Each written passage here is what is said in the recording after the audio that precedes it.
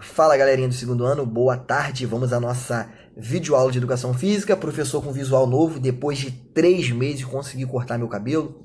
Meu olho tá um pouquinho inflamado aqui, não sei o que que é, mas nada que impeça a gente dar continuidade à nossa aula. Hoje nós iremos falar, tá? Hoje nós iremos falar sobre aspectos relevantes à história da educação física, que vai nos informar acerca do papel da educação física, tanto na área de educação quanto na área da saúde. Para isso, a gente precisa resgatar algumas coisas relacionadas ao tempo histórico da educação física, as passagens históricas que confrontam com os momentos históricos também vividos pelo nosso país, certo? As reformas que tiveram no nosso país, a Segunda Guerra Mundial, né? Não só no nosso país, as diretas já, a época da ditadura militar, entre outras coisas, tá certo? Então, a gente vai dar início falando sobre essas tendências que permearam por muito tempo na educação física e hoje a gente está na tendência popular. Porque a educação física, ela somente em 1920 ela realmente foi implementada e utilizada nas escolas. Antes disso, tinha essa educação física, porém ela não era tão implementada dentro das escolas, tá beleza? E para iniciar, nós vamos começar pelo começo e vamos falar sobre a tendência higienista. A tendência higienista ela era totalmente influenciada pela medicina. Os professores de educação física eram médicos, certo? Eram médicos que ministravam as aulas. Normalmente ele ministrava a calistenia. A calistenia, o Rodrigo da sala de vocês tinha até me perguntado sobre isso há algumas aulas atrás. A calistenia é o que hoje seria os treinamentos funcionais, que são aqueles exercícios funcionais que a gente faz no dia a dia, como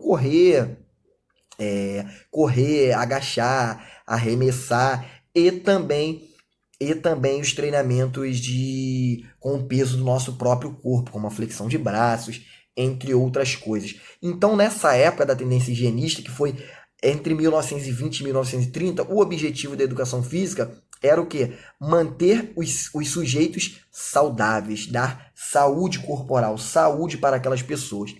E um fato curioso era que eles excluíam os doentes e os deficientes. Era uma educação física de exclusão, tá? Você tirava, não tinha direito à participação as pessoas deficientes. Hoje, graças a Deus, a gente vê que isso é um pouco diferente. Então, a gente marca que na época da educação física higienista, o objetivo era o quê? Questões relacionadas à saúde corporal, higiene corporal, bem-estar, entre outras coisas, certo? Com o passar do tempo e com a iminência da Segunda Guerra Mundial, que estava no âmbito para acontecer devido às conspirações que vinham na época, a partir de 1930 surgiu a tendência militarista. Por quê? Com esse momento histórico, não só do Brasil, mas com o momento histórico do mundo, o Brasil se viu com a necessidade de, na educação física, preparar os jovens para a guerra. Então, essas aulas de educação física já eram aulas mais rígidas, né? A relação do professor com o aluno era sargento e recruta. O que o professor mandava, o aluno tinha que fazer, o recruta tinha que fazer. Então, foi uma época da educação física voltada para exercícios rígidos, abdominais, flexão de braços, corridas, defesas pessoais, entre outras coisas. O objetivo era o quê? Tornar os cidadãos fortes para prepará-los para a guerra. Foi nesse período também que as mulheres foram incluídas na educação física. Lógico que de forma mais leve, né? Ela não tinha as mesmas exigências dos homens, porém elas já entraram na educação física. Também eram excluídos os mais fracos e incapazes. Quem viu aquele filme do Capitão América, é lógico que é um filme, bota um cenário diferente, né? Que viam ele bem magrinho, bem diferente dos outros, e todos assim queriam de certa forma excluir, porque aquilo ali não era para ele. E isso acontecia. Os mais fracos, os mais lentos, eles eram excluídos também da aula de educação física, já que o objetivo era preparar estes jovens para a guerra, e o que acabou acontecendo, né? Porque teve a Segunda Guerra Mundial e tropas brasileiras também participaram da Segunda Guerra Mundial. Certo, gente? Só que chegou o fim, a Segunda Guerra Mundial, lá por 1945, mais ou menos. E quando acaba uma guerra, teoricamente, a gente quer um país, um mundo de quê? De paz, né? Já que acabaram os confrontos, é porque a gente realmente enxergou que era um momento de paz. Foi aí que surgiu a tendência pedagogicista, na intenção de quê? De fazer um mundo melhor, um mundo mais agradável para todos. Então surgiu a tendência pedagogicista. Pedagogicista é porque vem o quê? De pedagogia, de ensino, de educação. A educação física ela passou a ser o centro vivo da escola. A participação dos alunos era mais inclusiva. Participavam os alunos que quisessem participar. A escola, a educação física era responsável pelas festas, pelos eventos, pelos torneios, pelos ensaios. Era a educação física que dava ânimo, que dava vida para a escola, a partir da educação física pedagogicista. Então, já saiu um pouquinho a questão da médica e a questão militar e veio algo mais para trabalhar com o indivíduo, cuidando da sua alimentação, da sua saúde e a participação de um grande número de alunos. E parecia que esse era o caminho da educação física, estava tudo correndo bem, até que chega ao nosso país, o que, gente? A ditadura militar, né? Lá em 1964, deu início à tendência esportivista. Professor, se chegou a ditadura militar, o que tem a ver o nome esportivista, certo? Foi porque nesse mesmo período da ditadura militar, foi o período em que o Brasil vem a conquistar diversas conquistas no esporte em nível mundial. Exemplo, a Copa do Mundo de 1958, anterior, né? A de 1962, a de 1970, que foi durante esse período. Então foi o período que o Brasil teve grandes conquistas a nível mundial.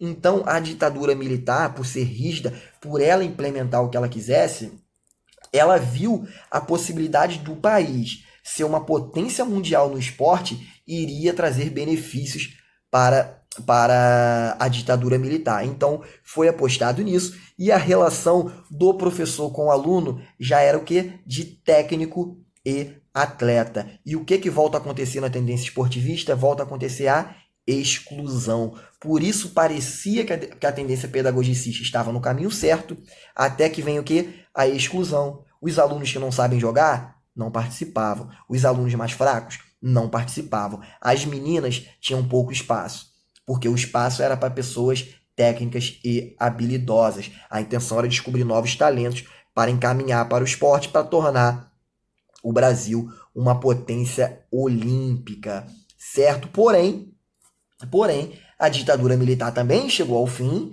né? Veio a democracia e a partir daí surgiu a tendência popular. Com o fim da ditadura militar, a educação física, assim como toda a educação brasileira, ela se sentiu a necessidade de reformular os seus métodos de ensino. Surgiu a tendência popular, que é a tendência que a gente tem até hoje, certo? É a educação física inclusiva, todos participam. Gente, eu tenho alunos, minto, esse ano eu não tenho, tá? Anos passados, eu tive aluno cadeirante, o Lucas, por exemplo, e era um aluno que ele participava de todas as aulas, basquete, futsal, voleibol, e você fala assim, professor, como é que o aluno cadeirante participava do futebol? Gente, adaptação. A regra era o seguinte, o futsal é jogado com o quê? Com os pés. O Lucas podia usar as mãos.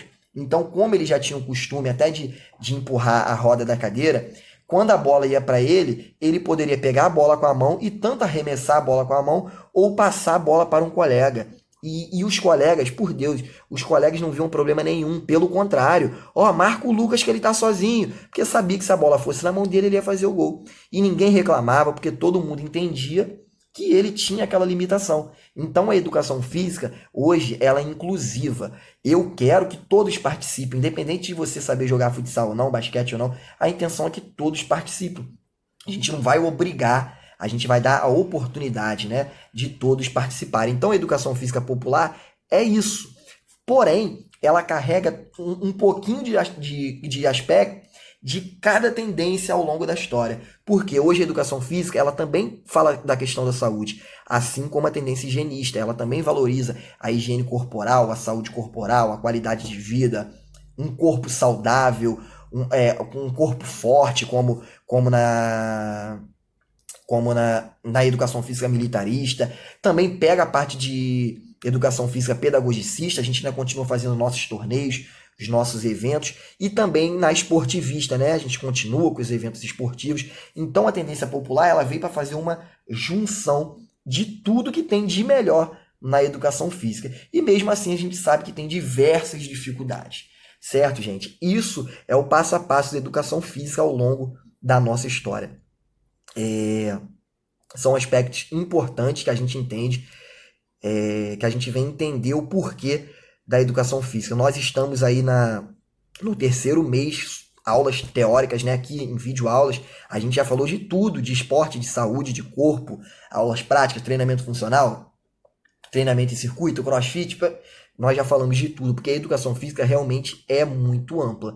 Então, nada mais justo do que a gente falar da educação física ao longo da história. Tá certo? Qualquer dúvida relacionada a isso, já sabe, né? É só me contactar. Aula prática daqui a pouquinho, às 3h10. Não precisa botar tênis, não precisa nada. Vai ser uma aula prática suave, relaxante. Vai ser aula de alongamento. Vamos falar um pouquinho sobre alongamento. Muito tranquilo, tá? Vão ser atividades bem simples para que todos consigam fazer. Então, aguardo vocês. Até daqui a pouco.